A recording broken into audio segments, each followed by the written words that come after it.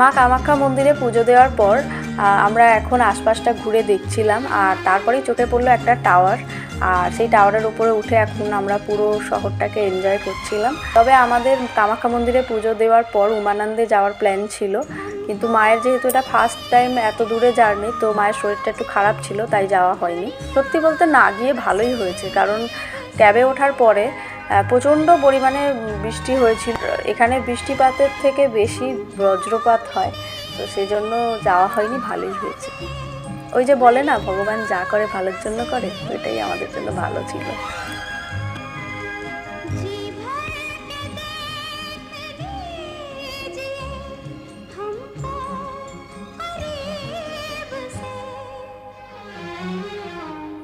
আর এই দেখো আমরা বাড়ির গলিতে চলেও এসেছি, এখনও আকাশটা কীরকম মেঘলা দেখো।